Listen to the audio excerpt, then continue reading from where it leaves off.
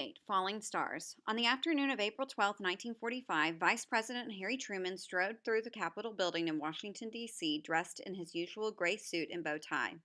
Until about a year before, Truman had been a senator from Missouri. Then President Roosevelt surprised the nation by picking Truman to be his running mate in the 1944 election. They won easily. But Truman soon realized that FDR had wanted him to help win votes in the Midwest, not to help run the country. By April 1945, Truman had been vice president for 3 months. Roosevelt had invited him to a total of 2 private talks. At about 5 that afternoon, Truman stepped into the office of the Speaker of the House for a scheduled meeting. The secretary looked up from her desk. "Steve Early wants you to call him right away," she said. Truman picked up the phone and dialed the number for Roosevelt's press secretary. "This is the VP," Truman told Early. "Please come right over." Something in the tone of Early's voice caused the blood to drain from Truman's face. "Jesus Christ and General Jackson," he said as he hung up. Truman jumped in a car and told the driver to take him to the White House. "I thought I was going down there to meet the president," he later said. "I didn't allow myself to think anything else." But he suspected the worst. Roosevelt had not been looking well. His eyes were sunken, Truman remembered. His magnificent smile was missing from his careworn face. He seemed a spent man.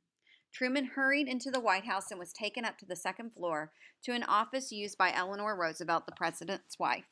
Eleanor stepped forward and put her arm around Truman's shoulder. "Harry," she said, "the president is dead."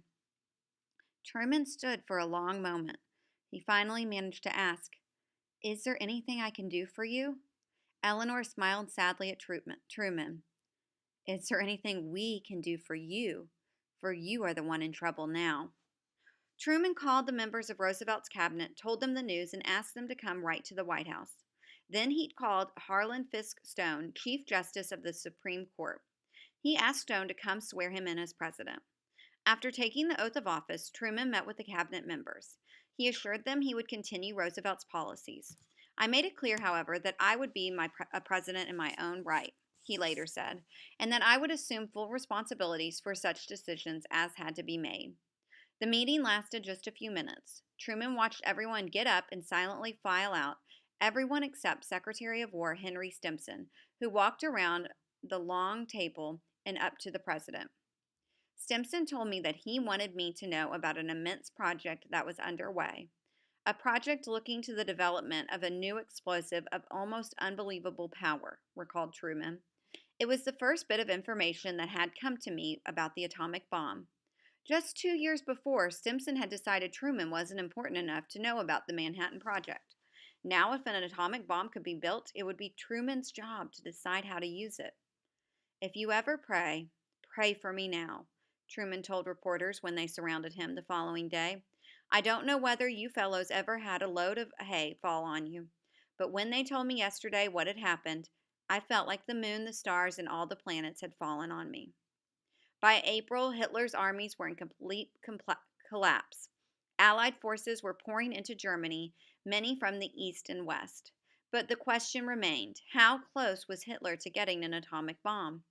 On April 23rd, a squad of Alsos mission soldiers led by Lieutenant Colonel Boris Pash, the same man who had grilled Oppenheimer about his loyalty to America, raced ahead of advancing armies into the town of Haigerloch.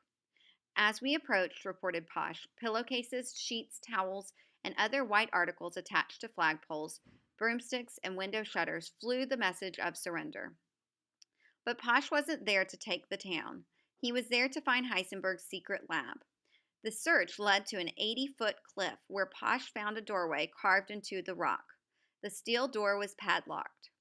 Posh's soldiers asked around, found the lab manager, and dragged him to the door. Posh told the man to unlock the lab. The man hesitated.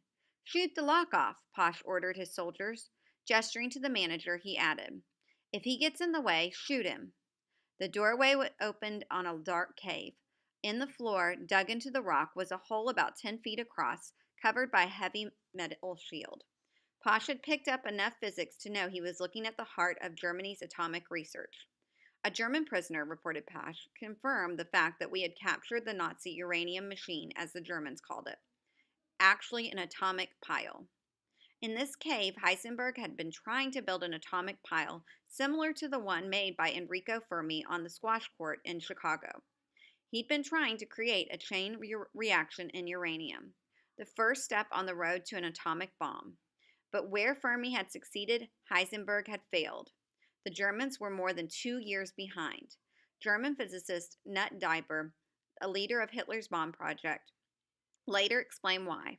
It was the elimination of German heavy water production in Norway that was the main factor in our failure to achieve a self sustaining atomic reactor before the war ended. The pieces of the puzzle were beginning to fall into place at last, said a relieved Leslie Groves. American soldiers found Germany's entire supply of uranium at a nearby farm, freshly plowed and under the soil. It was packed into fruit barrels and shipped it to the United States. The capture of this material, Groves reported, would seem to remove definitely any possibility of the Germans making any use of an atomic bomb in this war.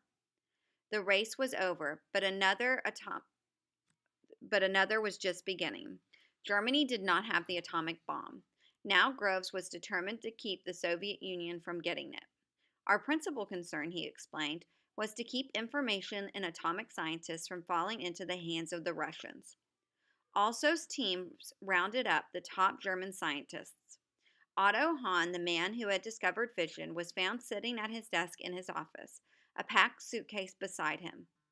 I have been expecting you, he said in English. A few days later, Boris Posch tracked down Werner Heisenberg in a mountainside cabin. When the Americans arrived, Heisenberg was sitting on the porch waiting. He sighed and stood feeling, he later said, like an utterly exhausted swimmer setting foot on firm land. He was worth more to us than 10 divisions of Germans, said Groves. Had he fallen into Russian hands, he would have proven invaluable to them. Over the following weeks, teams of Soviet soldiers sped through Germany on also-style mission of their own. They were under orders to grab important papers from German labs and to capture top German physicists. The Soviets wanted to know how far the German bomb project had gotten, and they wanted German scientists, willing or not, to help them with their own bomb. As Soviet soldiers ransacked German labs, they realized two things. One, the Germans had not come close to building an atomic bomb. Two, all the scientists were gone.